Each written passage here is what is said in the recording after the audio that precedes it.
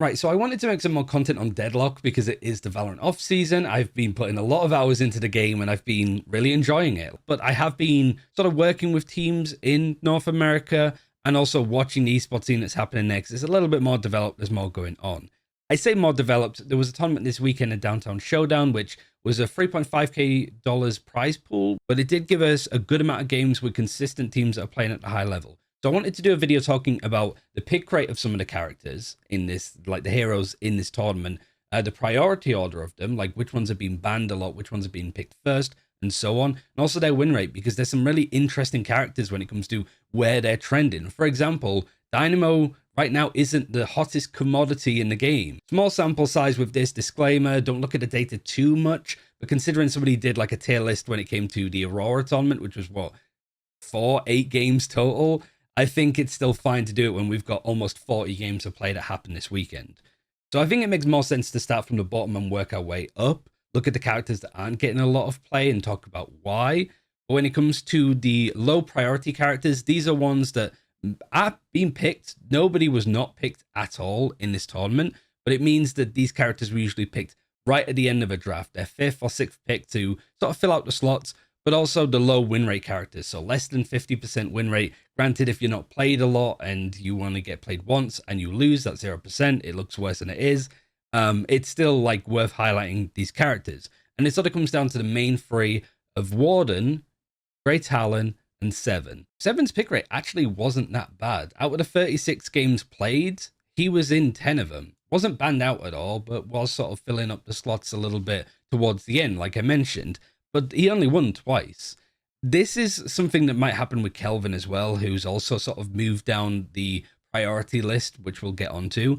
But like the support 7 Echo Shard stun build was super popular right before this patch that came out. And so it feels like a lot of people moved away from it aggressively or tried to stick to their guns, played the character in the same way as before, and it just didn't go well. Granted, it could be biased to like really good teams like Mahjong and Krill, which was like Hydration's team, and then Mikhail's squad with Buff Enjoyers. If they don't like these characters and they win a lot, then it's going to skew the data a little bit. So maybe it is just the teams and the players that really liked playing Seven had a really torrid time with him. But when it comes to like looking at the stats of a whole from previous tournaments, Seven was really struggling. Like his win rate was pretty trash. His pick rate overall isn't great. Maybe with like the support 7 build that you might see a bit more use out of him, but with his stun and Echo Shard nerfed even slightly, it's pulled enough attention away to other characters. I'd say it's more that there's just better options than 7 if you want to sort of play and fulfill that role a little bit more.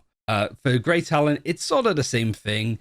I think there's a lot of cool stuff you can do around Grey Talon, specifically around his ultimate. He did get buffed a little bit with like his 2 ability and just general bits and pieces to make him a bit stronger, but he was only picked once and he didn't win. So it really just, again, wasn't a character that people are looking to play. Really not enough to get people interested in using more Grey Talon. But I don't think he's as bad as that. I don't think he's the worst in the game, but he just needs to carve out a bit more of an identity right now. And like I said, when it comes to like burst pokey characters with spirit damage, which Grey Talon is exceptional in, especially in like early laning phase, Yamato kind of has him beat. So again, not really power creep, but just as better characters to do that role a little bit more. But if you want a good build to work with, like Vegas has some really good stuff around his ultimate, so I'll be sure to link all of that stuff in the description, especially if I use other people's gameplay as well to sort of highlight some of the cool stuff that they're doing. And then finally, Warden. This is the kind of more shocking, disappointing one, I suppose.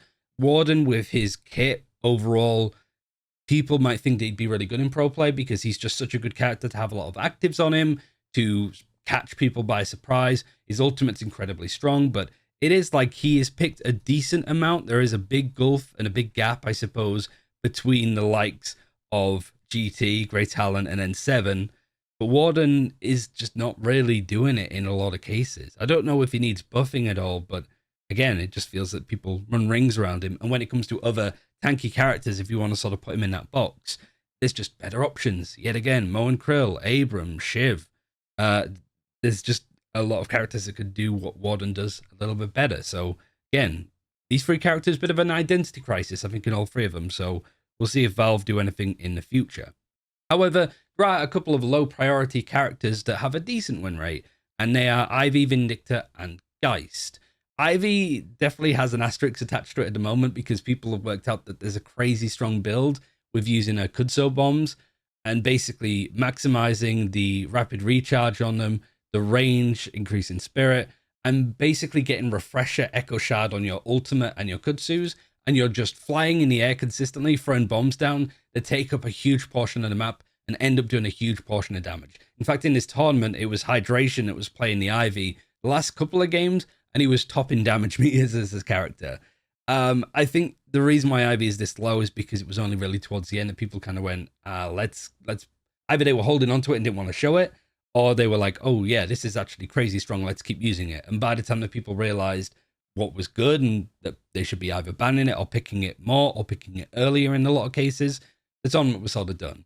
I also think that this is something that's going to probably get hot patched fairly quickly, so try and use the build yourself. I think, again, Vegas is like a spirit one, but Hydration might have put his version up of Ivy's build online as well. So yeah, go check it out, but also check the patch notes on the more recent ones because it might have been changed. I'd have to imagine so because, yeah, even Ivy's ultimate, the range of her like silencing bomb is ridiculous. And considering it does silence when it's fully maxed out, yeah, incredibly strong. A bit of an outlier, I think, with all of this data. Lady Geist is also climbing up too. She's like okay at the moment. Again, like it felt a bit of an identity crisis before, but she has been buffed in some areas as well, so she can put out a huge amount of damage. I think her role in the whole like hero squad of characters is a little bit more clean cut, just being a bit of an anti-tank or just a character that you don't want to get close to her because obviously she can ult you if she's low health, but it's the silence on her too. That if you get caught by that, when you're a pocket, when you're a lash, when you're a paradox, when you're any form of like get in and do a lot of damage kind of character, you're kind of screwed when you're up against Lady Geist. It's just how well she scales. Like she can have a really good solo lane if you're playing her in that position, but if, much like Vindictor actually, they kind of pair together. If you can pull a lead on these two characters, it's really oppressive and really strong. But if you're behind on Geist and Vindictor, it can be really difficult to snowball in a position where you kind of need to be. Vindictor 2 is just, like, it is pro play in matchmaking. I think she's going to be, like, strong and popular. I wouldn't look at stuff like Track Locker and all that kind of stuff too much when it comes to stats. But I would say that, like, Vindictor's, like, okay. It's just, there's better options in coordinated play.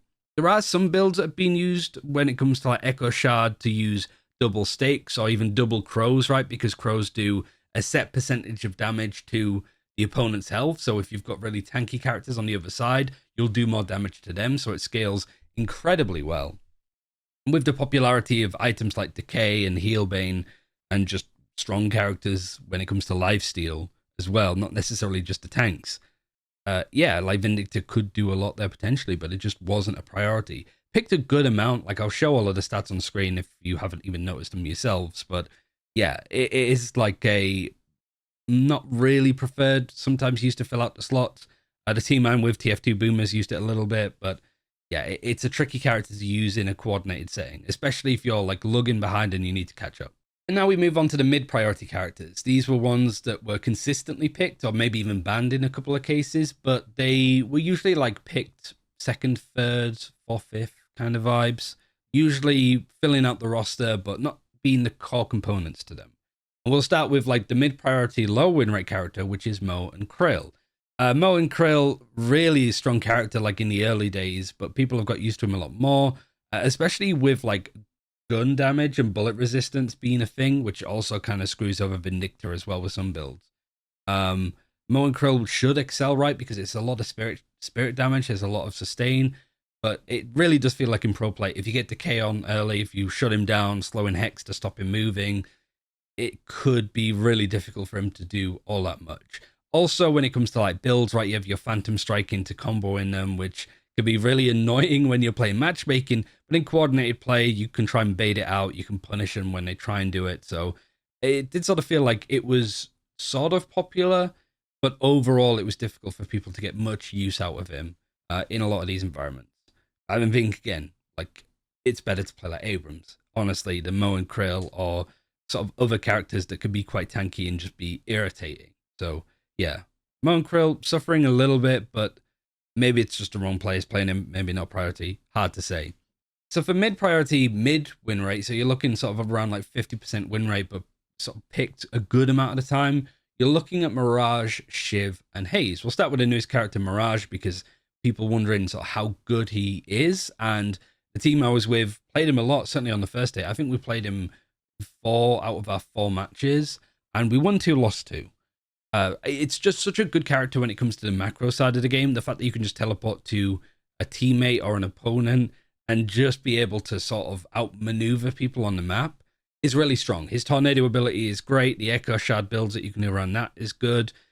Even his like passive and the what are they called, like the scarabs, surprisingly effective. It doesn't seem like it, and it certainly doesn't look like it when you're just watching, but you really do notice it when you start to play a couple of games as Mirage, like how much damage those things can actually do. So yeah, when you're in a coordinated setting, the maps are a lot bigger now, right? Because the maps are wider. Mirage being able to TP around and do multiple different objectives, help out teammates with a split push on his own, and then if he feels he's in danger, just teleporting out to safety.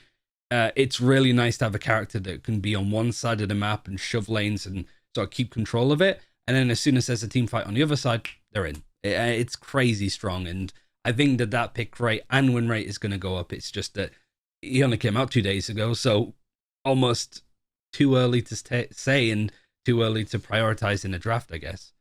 Shiv, kind of surprising. Shiv has been incredibly oppressive since his addition into the game, but again, it just sort of feels like he's getting a lot weaker. His knives build, like the dagger builds, are really strong still at this point, but it is a bit of a like outmaneuver him. If he can't get going, similar to Vindicta, it can be really hard to put on a performance because you have to try and snowball a bit more. So it is sort of surprising that Shiv isn't higher, but I think it's just when you look at the characters above him, you go, yeah, that makes sense. Not really too much of a contest there.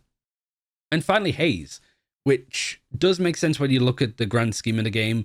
There is more and more like bullet resistance that's been added into Deadlock as of late, especially after this last patch, and they've reduced the amount of spirit resistance there is in the game, so we should see this big shift over to a good form of spirit damage, right? That's why like Geist could be a little bit more popular, why people like Yamato are really showing up now, Infernus obviously. It means that those kind of like heavy bullet damage characters like Haze, granted a lot of her damage comes from fixation too, it does mean that there's just a lot more shutdown of her. And like she doesn't have as much bullet evasion and stuff. The patch did definitely like hit her hard in multiple areas, but there's also so many good items to be using, like return fire against the Hazel. Just the extra bullet resistance you get against that means that it's actually really difficult for Haze to just snowball, get kills, and build up to what she needs to do. So yeah, like surprising that she has dropped off a little bit, but I think that's a preemptive approach to teams that, okay, bullet damage is a little bit weaker now on the grand scheme of things, big picture side. Let's lean more into doing spirit. And that's kind of when you look at the characters that are in that mid-priority, high win rate area. Yeah, I mean, it kind of makes sense, right? We'll start with Abrams. I mean, no surprise, right? He is just incredibly strong when it comes to like his sustain and stuff. The little quality of life change to his shoulder charge as well makes the character feel a lot better. I don't like playing Abrams. It can be miserable if you don't know what you're doing or just feeling shut down, but now feeling a lot better. He's a character that's had like good design and a good thing to build around, but reducing some of the clunkiness of his kit, specifically his shoulder charges, sort of done a lot. His free passive is a little bit weaker, but his ultimate, like basically being unstoppable and stuff, is really nice for a lot of objectives. Really good solo laner, just really oppressive and annoying to deal with in team fights. So there's no surprise that people like Listic have been pretty much picking him first almost every single time because he's a good player on him. And also with how much you can do when you get to that skill ceiling, why would you ever pick anybody else for that in-your-face brawly role? Next up is Pocket. Pocket's pick rate is interesting because he was one of the highest banned characters outside of like Dynamo and stuff. A lot of teams just don't want to play up against him. He could just dictate the game in ways that is very hard to plan for because his movement's insane. The way that you can build around your barrage and stuff, it could just turn a fight. If he hits you with multiple instances of his one, suddenly you're on the back foot, even if you're like 5k souls ahead, right? Suddenly the Pocket is a good opportunity to really like screw you over. So yeah, a lot of teams were banning him out or picking him early or picking him late. He was pretty much the middle of the pack character. And yeah, no surprise, really strong. Spirit is strong right now. Pocket is a bit more susceptible to spirit damage because he has minus 15 resistance to it. So it is a bit of the meta isn't favoring him when it comes to playing against it, but playing in it, he should be pretty good. Lash is also a surprising name up here, right? Because I think Lash, when it comes to previous stats from previous tournaments, was really popular. That's not the problem, but his win rate was actually really struggling. I think the amount of CC for Lash to be initiating into fights, he would usually be caught out and try and dodge his ultimate. But now there's some like interesting stuff around Lash when it comes to using him almost like a tank, right? His ultimate's really good in team fights, but there's also interesting instances of people putting a spirit reload item, quick shot, I've forgotten the name of it off the top of my head, but putting it on his free for the flog, not necessarily to reload the weapon, to just put more spirit damage over on the flog, which heals you. You can get healing booster, and you can just sustain yourself in the fight for a huge amount of time. So yeah, Lash, the way that he's been played is changing ever so slightly, and people are starting to pick him up a lot more. These last three that are on this list, though, are very surprising. We'll start with Bebop. Obviously buffed recently when it comes to like his ultimate and how strong that is, to the point that it was nerfed again slightly. In a team environment, really good. Not only to just be like spamming your ultimate in cases, but also hook to pull people out of position, to then CC a target off the back of that, right? Bebop can hook, and then somebody else can just stun them in place, and then you can take one target in a pick, like a 6v6 fight, pull them over to your side, kill them, and suddenly you're in a 6 versus 5. And Bebop's just really good at setting that up. He's also really good at hooking his teammates out of precarious situations. Like Mo and Krill grabs you, you can pull them back, and then Mo and Krill's in a dangerous position, right? But also you can put Rescue Beam on him so you can have 2 hooks for your teammates. And there's just like a lot of stuff that you can do. Really oppressive and annoying in the laning phase of the game, which at the top level is the most defining factor of whether a team does well or not, is just how well you do in those first 9-10 minutes. So Bebop, yeah, is like comfortable in this position, not really building around the bombs as such, but they can be useful. It's just the other utility, the fact he's super fast as well when he builds up too, is really handy when it comes to the top level.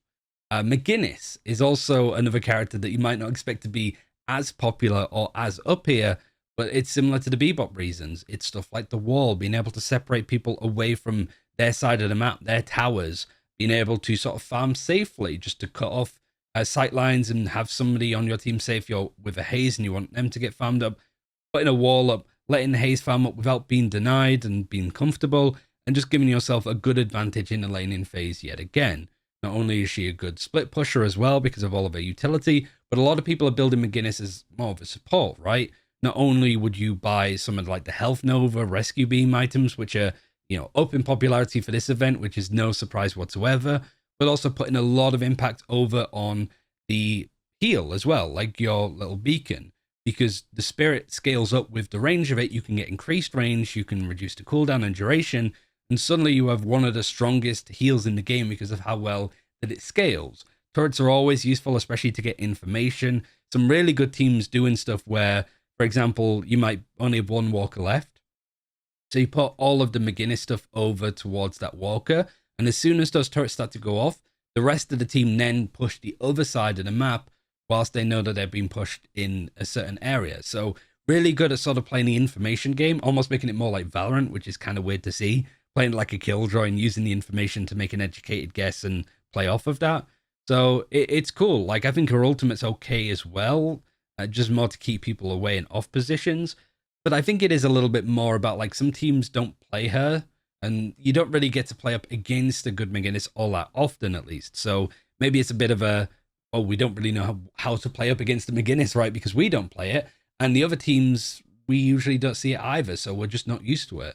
Similar maybe with Bebop too, but as people adjust to what they can do against McGinnis, there might be a couple of ideas. But right now, she actually does seem really strong in the right places. And especially when you're just filling up a roster, McGinnis could be a really good choice if people aren't really contesting her when they should be. And finally, Wraith. With Haze looking a lot weaker, Wraith's popularity has gone up. Spirit is much stronger, like I mentioned, so building around her cards, getting stuff like Ammo Scavenger that increases your spirit every time you like deny or confirm basically a creep orb, so it doesn't get denied and stuff. And then you get Infuser. Your cards can do a huge amount of burst damage, and there's no cooldown. If you catch all, like, have 3 cards ready, you can just fry them out in quick succession and burn down some of the tankiest characters in the game very early on. Her ultimate is obviously great for team play too. There's a lot of players that are using Shadow Weave, which is now a weapon item instead of a vitality, in order to stealth around, find a target, catch them with the ultimate, and then the rest of your team dies on them. And so, yeah, there's a lot of really cool ways that Wraith is being played, and she seems to be the best like carry character at the moment if you're looking at Haze Wraith 7 as a similar role. Maybe there's other characters that fulfill that, but right now, yeah, Wraith is very good, and I think their popularity is only going to go up. Now we get to the super high priority characters, the ones that were banned a lot, picked first, picked second, and really good win rates on the majority of them. We'll start with the ones that have a middle-in win rate, because nobody has a bad win rate with these characters, but we'll go over Kelvin, which is quite surprising that he's like a little bit less popular than the rest of the cast at this point, especially when, like I said, like Spirit seems to be the build right now, and the amount of spirit damage that Kelvin can still do, if you're even not playing him as a support, is incredible. Like, he can be really oppressive if you want to build him in that direction. His ultimate is fantastic. His whole kit is fantastic for that kind of level of play. I think it is just a case, like I mentioned, with 7, right? The Stun 7 build was popular. It got nerfed. People moved away with it like it was the plague. And I think Kelvin was the same when it comes to like bullet builds, like just stuff that Listic was putting together. A lot of people using that. And then once that got nerfed, people were just not prioritizing it as much as other characters, I guess. So I still think that Kelvin should be higher up on this list. Again, it is a small sample size in the grand scheme. If you look at all of the tournaments so far, Kelvin is a lot more of a priority. But it is weird to see him dip a little bit, ever so slightly in this event. And his win rate kind of reflecting that too, because previously he'd have a high priority and he'd have a really high win rate, like 76% or something crazy. Yamato is also on this list, which is not surprising when you think about it a lot, but it's kind of cool to see a character that was seen as very niche actually going on to do some pretty cool stuff, I think, overall. So Yamato, the amount of spirit damage that she can do is crazy, even super early on. Her like one is ridiculous when it comes to winning solo lanes, especially. And the fact that you have an ultimate that makes you immortal for that short amount of time when you have so much focus on like paradox swaps or having these like set plays, being able to just get out of them to like cleanse yourself from any CC and survive for a bit longer. Hell, even getting refresh and being able to do it again is really good for Yamato. So with Spirit being so prevalent, so strong, and all of Yamato's kit being pretty good, that you can also build into like bullet damage too, because you have an ultimate where you can just keep spamming your left click and right click because you have infinite ammo whilst you're using it. So yeah, like Yamato, really strong right now. Similar, I think, to McGinnis too, where it's like people don't really play him all that much. I didn't used to. So those teams that have got really experienced Yamato players on their roster, and that's going to be really useful against teams that don't really play her, and so they're not contesting her in the draft. So yeah, if you're a Yamato player right now, definitely pick it up because it's incredibly strong. Duo lane, solo lane, late game, early game, just a well-rounded character that might be like the DPS-y character to be playing at the moment for the most part.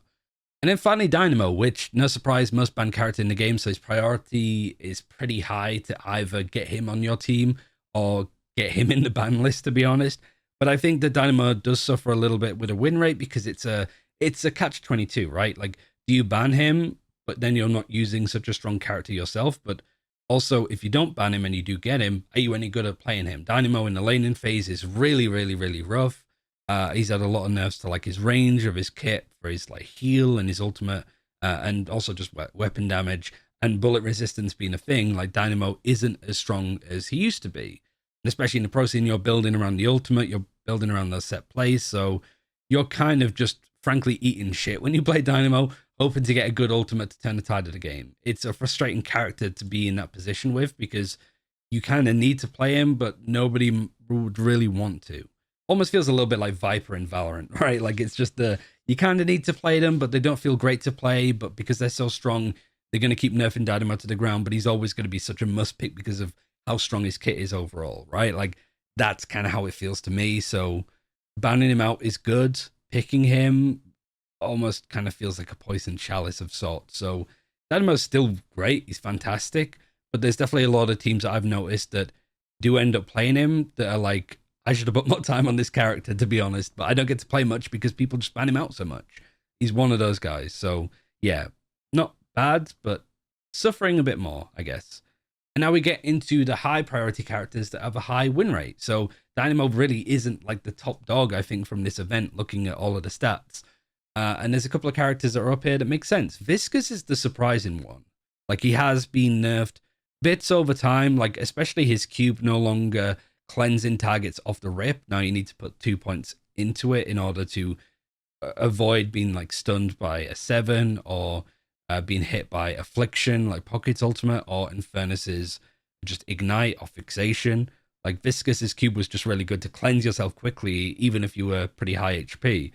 But like, really good in solo lane, really good utility. Not really a character that you're picking first or even banning. He's just always consistently a good option to have in the squad, right? If Dynamo's been banned out, having a character that can just instantly like protect people and give them a free ethereal shift, basically, is super handy. Just like overall, the character doesn't feel like it does as much other than being annoying with the ultimate, being annoying in solo lane, having a good amount of damage if you build into Spirit, so there's always that as an option. But people have kind of moved away from doing the like melee builds a little bit more. Like, so Viscous is still good, still solid when it comes to his win rate, but is just more of the character that you can put into your team that goes with anybody. Paradox is sort of similar. Really difficult to play in matchmaking, but in pro play, it does make sense why they're so good. And ultimately, you can get basically every 20 seconds that swaps positions with people, pulling people out of spots like a 6v6, like I mentioned, with a bebop hook, doing the same with Paradox, having people get stunned, being able to punish that, and just being hyper mobile around the map that you can set up plays really nicely, silencing people with your wall too. It's just an all-round, well-rounded character that really makes sense and is really solid in team play. Like I said, not really the character you want to be insta-locking in matchmaking as such, because it requires a little bit of coordination, but yeah, people are really understanding how good Paradox is. Some teams were banning her out as well, which is kind of new. But much like Viscous, just always a good option to fill in those slots. Just a little bit more successful than the other characters that we mentioned at this high priority list. And finally, I'd say that the top dog this event, not Dynamo, not Paradox, it's Infernus, which with everything that I've mentioned so far in this video, that's kind of why I wanted to start from the bottom up. It sort of makes sense, right? Spirit is strong. The amount of damage that Infernus could do with Spirit is incredible. He's very well versatile, and it's just really, he's a character nobody is really banning. It wasn't until like the grand finals and maybe the lower bracket finals that people were actively banning Infernus. And so he's just another really good option if you can pick him up early. Sort of works well as like a DPS carry now, especially with Haze being a lot worse. It just opens the door a bit more for Infernus to be used. But like I mentioned, Spirit incredibly strong at the moment. And just the fact that he scales so well with all of his kit. Was nerfed a bit recently, like his health was brought down like 2 patches ago, and he gets a bit more bullet resistance now when he's doing his like flame dash, but also with a stun CC ultimate. And just, yeah, whilst people are fighting, you're just setting others on fire, and then you just suddenly win team fights. You can leech and heal off of the spirit damage that you're doing, and you're just absolutely irritating and super annoying to deal with in 1v1 situations. You can solo lane, you can duo lane. You are just good everywhere. You're good early game, you're good late game. You do have to build into your kit a little bit more, but there's never really a point where Infernus feels behind everybody else. Only with like movement, I suppose, early on, but you're in a laning phase. You've got other characters that can be super mobile. You can just stick to your lane, do what you need to, and then be involved in team fights and do a huge amount. So like I'm showing you on screen, this is kind of like where everybody sits at the moment. Like, it's not really something that I think people should be hyper focusing on, but I think it's cool to have a bit more of a discussion about where characters are currently sitting. Like, Dynamo is the most contested character in the game naturally because he's banned a lot, but it's surprising to see Infernus just behind Dynamo with a significant win rate in this tournament, full stop. So who knows? This can change for the next tournament in the next couple of weeks, even without balance changes. But yeah, I kind of wanted to make this because I thought all of this information was kind of cool. Thank you for watching till the end. If you want me to make more stuff like this, let me know. But otherwise, take care, and I'll see you in the next one. Ta-ra!